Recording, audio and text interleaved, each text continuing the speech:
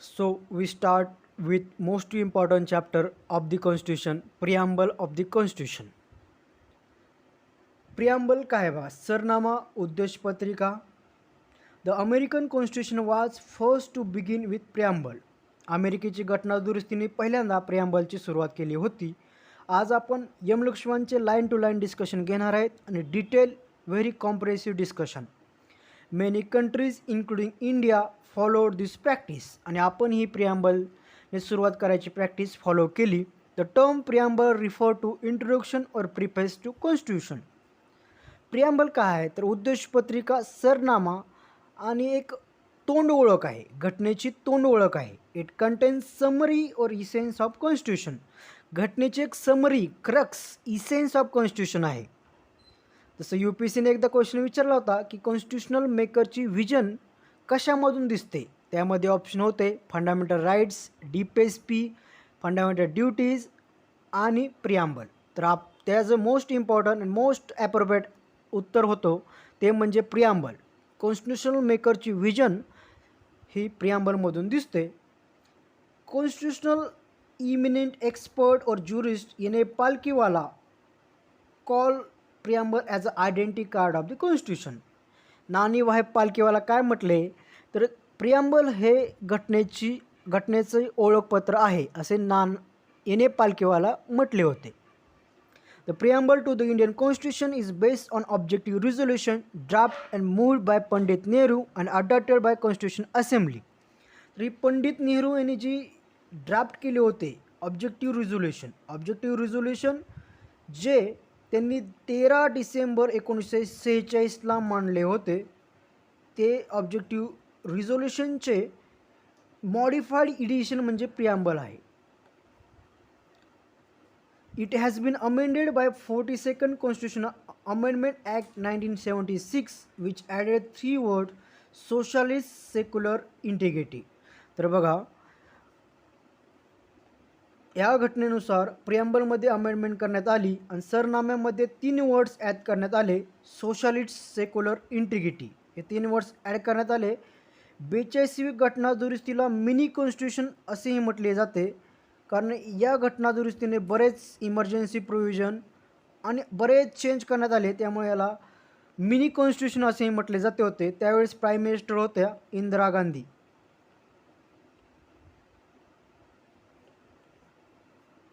तर बघा ही प्रिॲम्बल ॲक्सेप्ट झाली एकमताने 22 जानेवारी 1947ला. We adopted प्रिॲम्बल. तर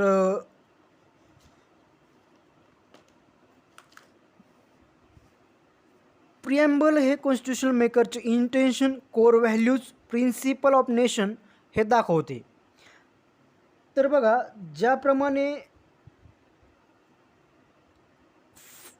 ज्याप्रमाणे फंडामेंटल ड्युटीज, DPSPs आणि प्रिॲम्बल हे enforceable in the court of law नाही, फक्त फंडामेंटल राईट्स हे इन्फोर्सेबल कोर्ट ऑफ लॉ आहे. त्यासाठी तुम्ही कोर्टात जाऊ शकता, सुप्रीम कोर्ट हो या हायकोर्ट हो, त्यासाठी तुम्ही डायरेक्टली सुप्रीम कोर्टला किंवा हायकोर्टला अप्रोच करू शकता. पण प्रिॲम्बलसाठी, फंडामेंटल ड्युटीसाठी, DPSPसाठी तुम्ही कोर्टामध्ये जाऊ शकत नाही. They are not enforceable in the court of law. पुढे बघूया आपण. आता टेक्स्ट ऑफ प्रिॲम्बल काय व्हावं लक्षात ठेवा. प्रिॲम्बल आपल्या घटनेचा क्रक्स आहे, समरी आहे, इसेन्स आहे. ते पार्ट असलं तर तुम्हाला फार महत्त्वाचं आहे. UPSC मेन्सवरही त्यावर क्वेश्चन आले आहेत, MPSCवर बरेच क्वेश्चन त्यावर आलेले आहेत. क्वेश्चन आपण परत बघणारच आहेत. तर बघा, we the people of India. आता जगामध्ये 3 कॉन्स्टिट्यूशन आहेत ज्यांची प्रिॲम्बलची सुरुवात वीने सुरुवात होते. आम्ही भारताचे लोक, त्याप्रमाणे आम्ही USAचे लोक, आम्ही जपानचे लोक, म्हणजे अमेरिका, जपान आणि इंडिया या तिन्ही घटनेच्या प्रिॲम्बल ही वीने सुरुवात होते. लक्षात ठेवा, MPSCचा हा प्रिव्हियस इयर क्वेश्चन आहे. तर 3 घटनेच्या प्रिॲम्बलचा अमेरिका, USA, जपानची सुरुवात वीने होत आहे, हे लक्षात ठेवा. तर we the people of India, आम्ही भारताचे लोक, having solemnly resolve to constitute India into sovereign, socialist, secular, democratic republic and to secure all its citizen. लक्षात ठेवा, हा क्रम फार महत्त्वाचा आहे. MPC आणि UPCनी ह्या क्रमवर भरपूर वेळा क्वेश्चन विचारलेला आहे, या प्रिन्सिपलवर भरपूर वेळा क्वेश्चन विचारलेला आहे.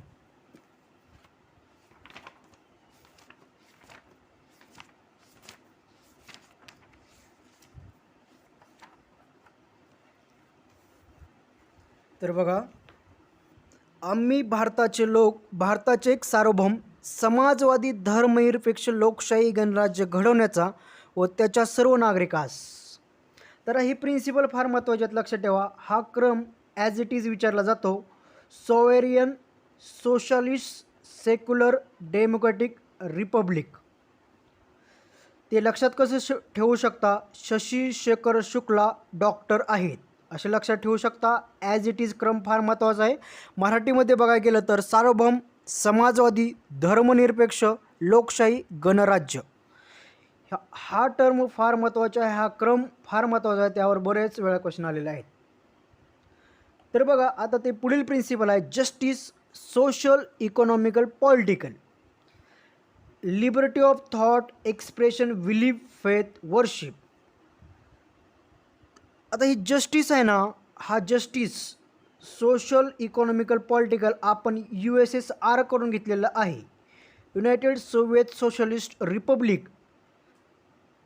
आत्ताचे रशिया आणि अगोदरचे USSR कडून हे आपण justice, social, economical, political, 5 year planning, हे फंडामेंटल ड्युटीज, ह्या अशा गोष्टी आपण रशियाकडून घेतलेल्या आहेत.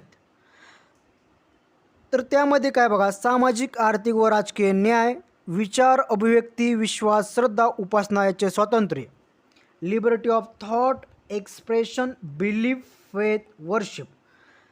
तर लक्षात ठेवा, equality of status and opportunity and promote among them all fraternity, assuring the dignity of individual and unity, integrity of nation. In our Constitutional Assembly, this 26th day of November 1949, do hereby adopt, enact and give to ourselves this Constitution. तर आपण बघत आहोत, मराठीमध्ये प्रास्ताविका अशी आहे, आम्ही भारताचे लोक, भारताचे एक सार्वभौम समाजवादी धर्मनिरपेक्ष लोकशाही गणराज्य घडवण्याचा व त्याच्या सर्व नागरिकास सामाजिक, आर्थिक व राजकीय न्याय, विचार, अभिव्यक्ती, विश्वास, श्रद्धा, उपासना याचे स्वातंत्र्य, दर्जाची व संधीची समानता निश्चितपणे प्राप्त करून देण्याचा आणि त्या सर्वांमध्ये व्यक्तीची प्रतिष्ठा व राष्ट्राची एकता आणि एकात्मता याचे आश्वासन देणारी बंधुत्व प्रबंधित करण्याचा गांभीर्यपूर्ण निर्धार करून आमच्या संविधान सभेत आज दिनांक 26 नोव्हेंबर 1949 रोजी याद्वारे हे संविधान अंगीकृत आणि अधिनियमित करून स्वतः प्रत अर्पण करीत आहोत. ही झाली प्रिॲम्बल. बऱ्याच वेळा या प्रत्येक गोष्टीवर क्वेश्चन येत आहे, तरी लक्षात ठेवा, यामध्ये जस्टिस आणि त्यानंतर लिबर्टी, इक्वॅलिटी, फ्रॅटर्निटी असे ह्या ऑब्जेक्टिव्हचा क्रम आहे, लक्षात ठेवा. यावर क्वेश्चन विचारलेले आहेत. तर आता ही जस्टिस ही कन्सेप्ट घेतली USSR कडून. लिबर्टी, इक्वॅलिटी, फ्रॅटर्निटी ही फ्रेंच रिव्होल्यूशनची जगाला दिलेली मूल तत्व आहेत. स्वातंत्र्य, समता, बंधुत्व हे फ्रेंच रिव्होल्यूशननं दिलेली जगाला दिलेली मूल तत्व आहेत. ते आपण बघणारच आहे डिटेलमध्ये पुढे.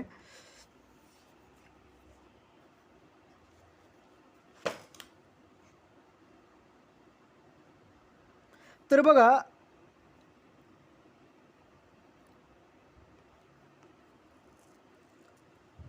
What was exact constitutional status of India on 26 जानेवारी 1950.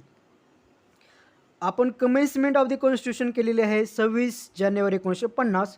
त्यावेळेस आपले स्टेटस काय होतं इंडियाचं, तर सॉव्हरेन डेमोक्रॅटिक रिपब्लिक, सार्वभौम लोकशाही गणराज्य होतं.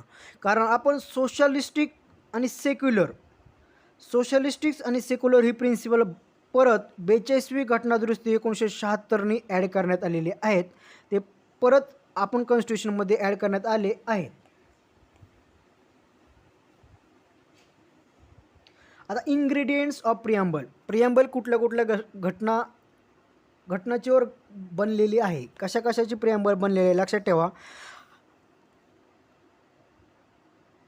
आता बघा, आपण इंडियन इंडिपेंडन्स डे साजरा करतो 15 ऑगस्ट 1947ला. कारण त्या दिवशी जवाहरलाल नेहरू यांचं फेमस आयकॉनिक स्पीच होतं tryst with destiny at the midnight of 15 August. 15 ऑगस्टच्या रात्री त्यांनी हे स्पीच दिलं होतं ट्रिस्ट विथ डेस्टिनी. पण आपलं स्टेटस लक्षात ठेवा, 15 ऑगस्ट 1947 ते 26 जानेवारी 1950 आपण ब्रिटिशांच्याच अंडर डोमिनियन स्टेटस होतो. लक्षात ठेवा, डोमिनियन स्टेटस होतं आपलं. आपल्याला वसाहतीचं स्वातंत्र्य दिलं होतं. आपण फुल्ली इंडिपेंडेंट नव्हतो. आपण फुल्ली इंडिपेंडेंट झालो 26 जानेवारी 1949 नंतर. त्यालाच आपण रिपब्लिक डे म्हणून साजरा करत आहे 26 जानेवारी 1950पासून. हे लक्षात ठेवा, हे महत्त्वाचं आहे. Dominion status were autonomous communities within British Empire. British एम्पायरच्याच अंडर आपल्याला डोमिनियन स्टेटस वसाहतीचं स्वातंत्र्य दिलं होतं 1947 ते 1950. लॉर्ड माउंटबॅटन हा first governor general of India बनला होता. आणि लक्षात ठेवा, भारतीय first and last governor general हे कोण होते तर बघा, राजगोपालचारी, सी राजगोपालचारी हे first and last Indian governor general होते. लक्षात ठेवा. During period of 15 August 1947 to 26 Jan 1950 the political status of India was that of dominion in British Commonwealth. तर ब्रिटिश कॉमनवेल्थमध्ये आपण डोमिनियन स्टेटस वसाहतीचं स्वातंत्र्य होतं. 26 जानेवारी 1950ला आपण प्रजासत्ताक झालो, हे लक्षात ठेवा. आणि ह्यामध्ये डेट ऑफ अडॉप्शन हे 26 नोव्हेंबर 1949 आहे. त्यालाच आपण कॉन्स्टिट्युशनल डे म्हणून साजरा करतो. तर डेट ऑफ इन्फोर्समेंट और कमेन्समेंट ऑफ कॉन्स्टिट्यूशन ही 26 जानेवारी 1950 आहे. त्याच्या अगोदर काही आर्टिकल्स जसे प्रेसिडेंटचे आर्टिकल 60, 61, इलेक्शन कमिशनचे काय आर्टिकल हे आपण घेतले होते 1947 ते 50 दरम्यान. पण 26 जानेवारी 1950 नंतर आपण फुल्ली इंडिपेंडेंट, फुल्ली सॉवेरियन आणि फुल्ली कॉन्स्टिट्युशनल ॲक्सेप्टेड झाली. कमेन्समेंट ऑफ कॉन्स्टिट्यूशन झाली, सर्व आर्टिकल लागू झाले. हे लक्षात ठेवा. इन्फोर्समेंट ऑफ द कॉन्स्टिट्यूशन हे 26 जानेवारी 1950ला झाली. सिटिझनशिप ॲक्टमध्ये ही कमेन्समेंट डेट आहे. ही महत्त्वाची डेट आहे 26 जानेवारी 1950. तर आता आपण बघत आहोत इन्ग्रेडियंट्स ऑफ प्रिॲम्बल. प्रिॲम्बल कुठल्या घटकाचे बनलेले आहेत. जसे आपण रेसिपी बघतो तसे रेसिपीमध्ये वेगवेगळे घटक असतात, तेल, तूप, मीठ वगैरे. तसंच आपले प्रिॲम्बल कशाच्या इन्ग्रेडियंट्सची बनले आहे, कुठल्या घटनाची बनलेली आहे. तर जे आपण लक्षात ठेवूया, SONA. S for source of authority of constitution.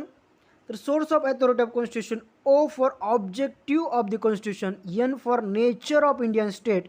आणि A for adoption date of constitution. ही सोना लक्षात ठेवा. हे इन्ग्रेडियंट्स आहेत 4 प्रिॲम्बलचे. तर सोर्स ऑफ अथॉरिटी काय. The preamble state that constitution derive its authority from people of India. तर लक्षात ठेवा, सोर्स ऑफ अथॉरिटी काय सांगतं आहे की आपली पार्लिमेंट सॉव्हेरियन नाही, आपली सुप्रीम कोर्ट सॉव्हेरियन नाही, तर जनता जनार्दन आहे. जनता सॉव्हेरियन आहे. जनता सॉव्हेरियन आहे, सार्वभौम आहे. सुपरमसी आणि सॉव्हर्निटी यामध्ये फरक आहे. देअर इज अ ज्युडिशियल सुपरमसी, पण ज्युडिशियल सॉव्हर्निटी नाही. तर पीपल आर सॉव्हेरियन. जनता जनार्दन आहे, जनता सार्वभौम आहे. कारण लक्षात ठेवा, आपल्याकडे जीन जॅकेस रुसो ह्या फ्रेंच उद्गात्याने, रुसोला फ्रेंच राजक्रांतीचा उद्गाता म्हटला जातो. कारण फ्रेंच रिव्होल्युशन ही रुसोच्या प्रिन्सिपल और आयडियल्सवर तयार झालेली आहे. जसे popular sovereignty in general will ही कन्सेप्ट रुसोची आहे. तर बघा,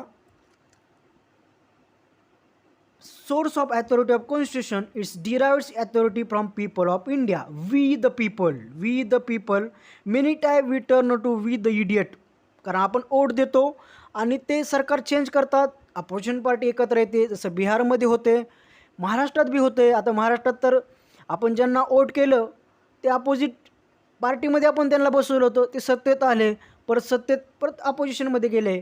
म्हणजे we the people sometimes we turn we the idiot. हे टेलिग्राफ या न्यूजपेपरचं एक शीर्षक होतं पाठीमागं. जी महाराष्ट्रातली सत्ता कुरघोडी झाली होती तेव्हा टेलिग्राफनं वी द इडियट असे शीर्षक लिहिलं होतं. तर बघूया आपण. आता बघा, एक ग्रेट डिक्टम आहे. Power of people is stronger than people in power. W गोनिम यांचं एक फेमस डिक्टम आहे, power of people is stronger than people in power. कारण पीपल इन पॉवर आहेत, जे सत्तेत बसवलेले लोक आहे आपणच बसवलेले आहेत, आपल्याच वोटिंग पॅटर्नने ते बसलेले आहेत, मेजॉरिटी पार्टी आपल्याच वोटिंगने आलेले आहेत. पण असं आहे की आपणच त्यांना बसवतो, आपणच त्यांना हटवू शकतो, पण जनतेला तेवढा अधिकार असतानासुद्धा जनता मूर्ख ठरत आहे हे आपण बघत आहोत. पण चला पुढे बघूया.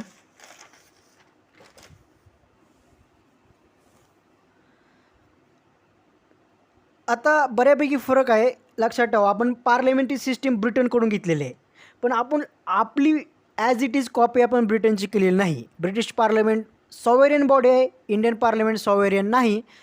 पीपल आर सॉव्हरेन, जनता सार्वभौम आहे, जनता जनार्दन आहे, हे लक्षात ठेवा. कारण British parliament is so sovereign body. कारण डी लोल्मे या एक पॉलिटिकल सायंटिस्टनं म्हणलं आहे की British parliament is so sovereign he can do anything except a man woman a man. तो म्हणला की ब्रिटिश पार्लमेंट एवढी सॉव्हरेन आहे, एवढी सार्वभौम आहे की ती काही करू शकते, फक्त एका मनुष्याला स्त्री करू शकत नाही, स्त्रीला मनुष्य करू शकत नाही किंवा माणूस करू शकत नाही, एवढी सॉव्हरेन आहे. पण इंडियन पार्लमेंट सॉव्हरेन नाही. पार्लमेंटला बेसिक स्ट्रक्चरमध्येच सुप्रीम कोर्टनं सांगितले की limited power to amend constitution. तर हे लक्षात ठेवा, पीपल आर सॉव्हरेन, ज्युडिशरीसुद्धा सॉव्हरेन नाही, पार्लमेंट ही सॉव्हरेन नाही, तर जनता सॉव्हरेन आहे. आता पुढे बघूया.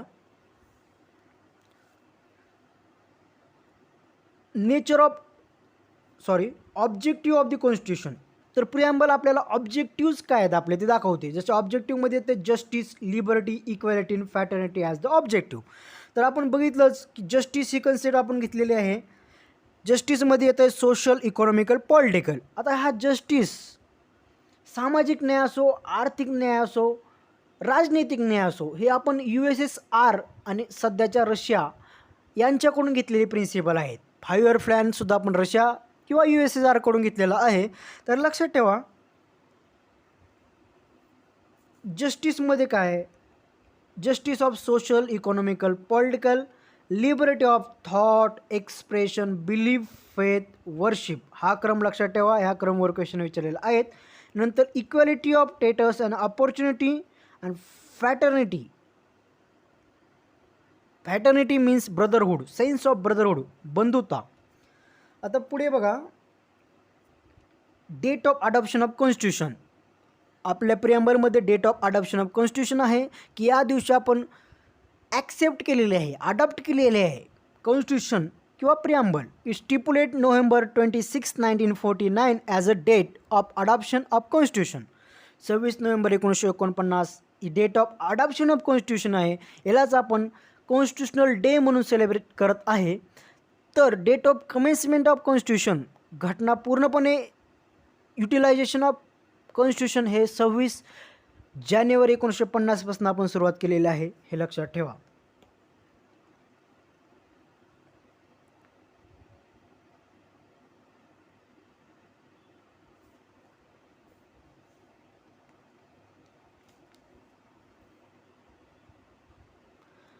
आता बघा, इथं एक गोष्ट सांगायची राहिली की लिबर्टी, इक्वॅलिटी, फॅटर्निटी आणि रिपब्लिक हे तत्त्व आपण कुणाकडून घेतले, तर हे फ्रेंच रिव्होल्युशनकडून घेतलेलं आहे.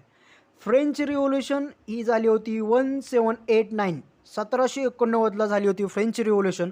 फ्रेंच रिव्होल्युशननं जगाला असे इनलाइटमेंट थिंकिंग आणि इनलाइटमेंट थिअरीज दिलेले आहेत. जसे फ्रेंच रिव्होल्युशन म्हणजे इनलाइटमेंट थिंकर आणि फिलॉसॉफर होते, जसे रुसो, हॉल्टेअर, मॉन्टेस्क्यू. आता बऱ्याच वेळा कधी जोड्याजुळवाला यांच्या पुस्तकाबद्दल माहिती विचारते, म्हणून एक एक्स्ट्रा नॉलेज आणि pursuit of knowledge is highest pursuit of happiness म्हणून थोडं डिटेल सांगतो. रुसोने सोशल कॉन्ट्रॅक्ट थिअरी मांडली होती आणि त्यामध्ये रुसोने जनरल विल आणि पॉप्युलर सॉव्हर्निटी ही कन्सेप्ट मांडली. General will, popular sovereignty means democratic way of thinking, ही जनरल विल आणि पॉप्युलर सॉव्हर्निटी मांडली होती. तसंच हॉल्टियरचे एक फेमस स्टेटमेंट आहे, लक्षात ठेवा. Voltaire advocacy of freedom of speech expression, article 19 याचं हॉल्टेअरनं मोठ्या प्रमाणात समर्थन केलं आहे. रिलिजियस टॉलरन्स या बाबतीत सांगितलं आहे. व्हॉल्टेअरचं एक फेमस कोटेशन आहे, I detest what you said but I will defend till the end your right to say it. तुम्ही काय बोलता ह्याला मी विरोध करेल, पण तुमचा सांगण्याचा अधिकार आहे, यासाठी मी मरेपर्यंत प्रयत्न करेल. I detest what you said, तुम्ही काय म्हणता ह्याचा मी विरोध करेल, but I will defend till the end your right to say it. पण हा तुमचा अधिकार आहे, तुम्हाला बोलण्याचा अधिकार आहे, यासाठी मी जन्मभर मरेपर्यंत प्रयत्न करेल. हे व्हॉल्टेअरचे फ्रीडम ऑफ स्पीच एक्सप्रेशन, भाषण स्वातंत्र्याचा सपोर्ट करणारे फेमस कोटेशन आहे, लक्षात ठेवा. अजून एक व्हॉल्टेअरचं कोटेशन आहे, common sense is not so common. Common sense is not so common हे कधी कधी उपयोगी पडते म्हणून लक्षात ठेवा. More information. तसंच Montesquieu and spirit of laws. Montesquieu and spirit of laws यामध्ये सत्ता विभाजनाचा सिद्धांत मांडला, त्यालाच separation of powers and principle of check and balance म्हणतात. की मॉन्टेस्क्यू काय म्हणतं बाबा, की आपल्या डेमोक्रेसीचे 4 पार्ट आहेत, पिलर्स ऑफ डेमोक्रेसी. तर मॉन्टेस्क्यू म्हणतो की लेजिस्लेटिव्ह, एक्झिक्युटिव्ह आणि ज्युडिशरी या 3 पिलरबद्दल मॉन्टेस्क्यू त्याच्या थिअरी स्पिरिट ऑफ लॉजमध्ये सांगतोय, सेपरेशन ऑफ लॉज, की लेजिस्लेचरचं काम आहे लेजिस्लेशन करणे, कायदा बनवणे, जसं पार्लिमेंट आपलं काम करते. एक्झिक्युटिव्हचं काम आहे एक्झिक्युशन ऑफ प्रोजेक्ट्स और इम्प्लिमेंटेशन ऑफ प्रोजेक्ट. ज्युडिशरीचं काम आहे ॲडज्युडिकेशन ऑफ डिसिजन. ॲडज्युडिकेशन करायचे आहेत काय, एक्झिक्युटिव्ह ऑर्डर्स आणि लेजिस्लेटिव्ह इनॅक्टमेंट्स. एक्झिक्युटिव्ह ऑर्डर काय आहेत, लेजिस्लेटिव्ह इनॅक्टमेंट्स काय, याची कॉन्स्टिट्युशनलिटी चेक करायची आहे, घटनाच्या प्रती बरोबर आहे का, घटनेच्या प्रती ते बरोबर आहे का, त्यालाच आपण प्रिन्सिपल ऑफ ज्युडिशियल रिव्ह्यू बनतो. हा स्पिरिट ऑफ लॉजमध्ये मॉन्टेस्क्यूने सत्ता विभाजनाचा सिद्धांत मांडला, हे लक्षात ठेवा. तसंच रुसोची मी थिअरी सांगितली, popular sovereignty, the idea that government derive their authority from the concept of governance. Concept of governance, principle of consent ही रुसोची महत्त्वाची कन्सेप्ट आहे.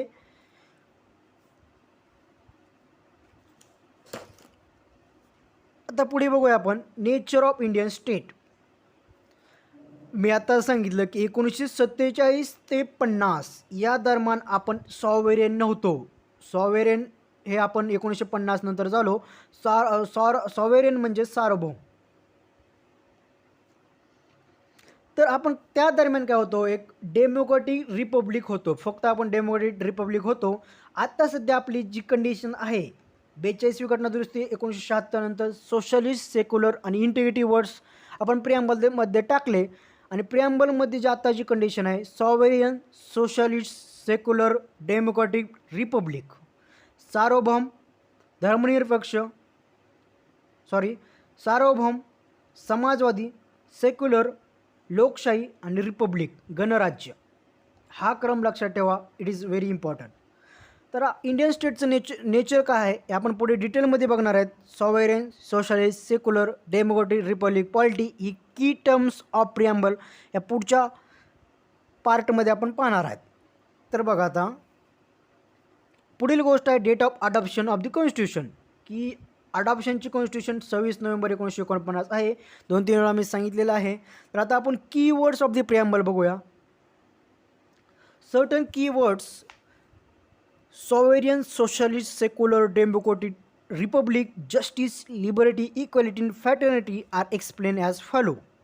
आता सॉव्हरेन बघा, महत्त्वाचा वर्ड्स आहे सार्वभौम. The word sovereign implies that India is neither a dependency or nor a dominion of any other nation but an independent state.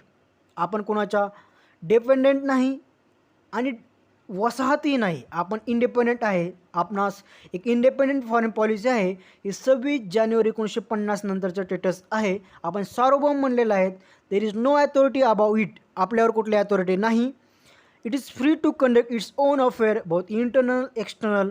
आपण आपले आंतरिक आणि external internal affair, foreign policy आहे, गव्हर्नन्स आहे, कंडक्ट करत आहे. India as a country, India as a nation state. Though in 1949 India declared the constitution of her full membership of commonwealth of nations and accepted British crown as head of commonwealth. This extra constitutional declaration does not affect India sovereignty in any manner.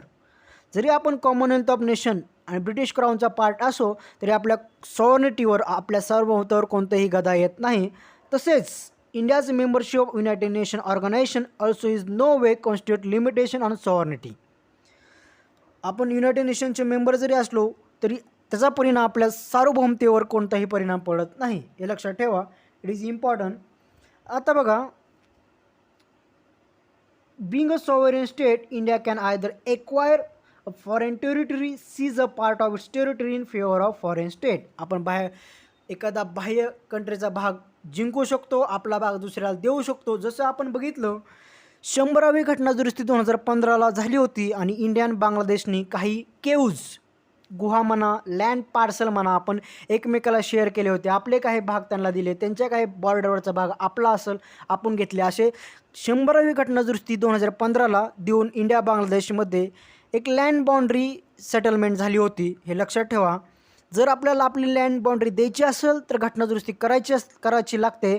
जर घ्यायची असेल तर आपल्याला घटना दुरुस्ती करावी लागत नाही, फक्त एक्झिक्युटिव्ह ऑर्डरने ते होते, हे लक्षात ठेवा. आता काही घटना दुरुस्ती महत्त्वाच्या आहेत ते लक्षात ठेवा. जसं 99वी घटना दुरुस्ती झाली होती 2014-15ला, ज्यानं ज्युडिशियल अपॉइंटमेंट कमिशन हे सुप्रीम कोर्टनं रद्द केलं. GSTची घटना दुरुस्ती महत्त्वाची आहे. 101वी घटना दुरुस्ती 2016ला झाली होती GST, आणि 1 जुलै 2017पासून GST चालू झाले देशामध्ये. 42वी घटना दुरुस्ती 1976ला मिनी कॉन्स्टिट्यूशन म्हटलं जातं, एक ब्रॉड आणि सर्वात मोठी घटना दुरुस्ती होती. 44वी घटना दुरुस्ती 1978ला मोरारजी देसाई यांच्या काळात आणि लॉ मिनिस्टर होते शांतिभूषण यांच्या काळात झाली होती. तर लक्षात ठेवा, पुढील प्रिन्सिपल आहे सोशलिस्ट.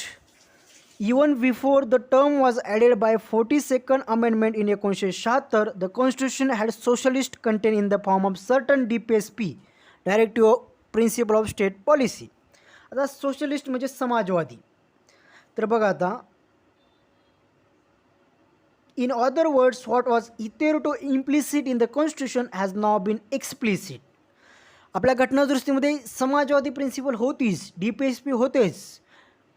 तर DPSP पार्ट 4मध्ये आहे directive principle of state policy, जे आपण आयरिश कॉन्स्टिट्यूशनकडून घेतलेले आहेत, त्यालाच राज्य धोरणाची मार्गदर्शक तत्त्वे असे म्हणतात.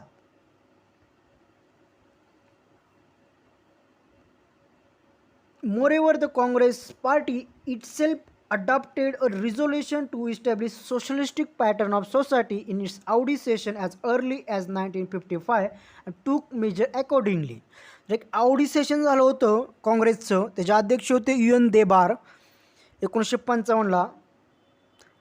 तर त्या आवडी सेशनमध्ये सांगितले की सोशलिस्टिक पॅटर्न ऑफ सोसायटी, एक सोशलिझमच्या प्रिन्सिपलवर आपण इकॉनॉमी तयार करू असं त्यांनी सांगितलं होतं. तर सोशलिझम काय आहे आणि कम्युनिझम काय आपण बघूच. सोशलिझम काय आहे बाबा, की nationalization of means of production किंवा सोशलायझेशन ऑफ प्रॉपर्टी, इकॉनॉमिकल इश्यूमध्ये येते सोशलायझेशन. सोशलायझेशन म्हणजे नॅशनलायझेशन करायचं, जसे मीन्स ऑफ प्रोडक्शन म्हणजे कोल, मायनिंग एटसेट्रा नेशनच प्रोडक्शन करणार, आणि प्रायव्हेट प्रॉपर्टी. कम्युनिझम म्हणजे abolish of all private property, private enterprises, capitalistic लोकांना इथे चान्स नसेल.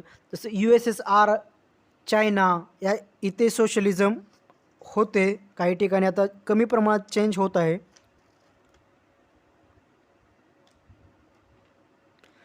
आता ही सोशलिझम जगामध्ये पहिल्यांदा कुठून आले, तर रशियामध्ये बोल्शेविक रिव्होल्युशन झाली होती 1917ला. लेनिन आणि लिओ ट्रॉस्काय यांनी ही रिव्होल्युशन केली होती.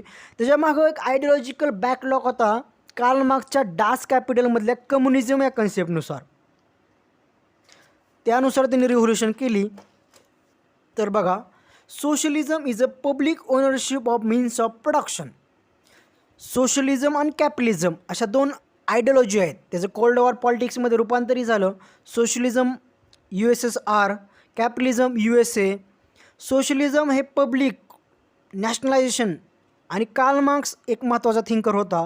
तर कॅपिटलिस्टिक लोक हे market freedom, free economy, laissez fair Adam Smith आणि वेल्थ ऑफ नेशन यांच्या विचारधाराने प्रभावित होती.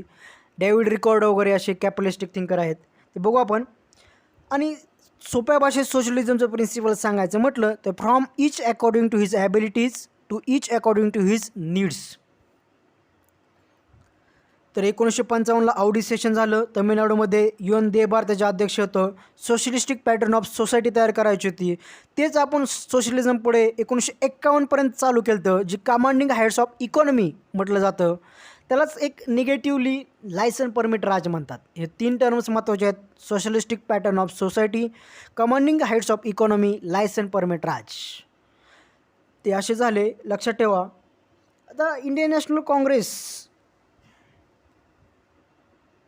त्यावेळेस 1955च्या इंडियन नॅशनल काँग्रेसचे अध्यक्ष होते UN देबार.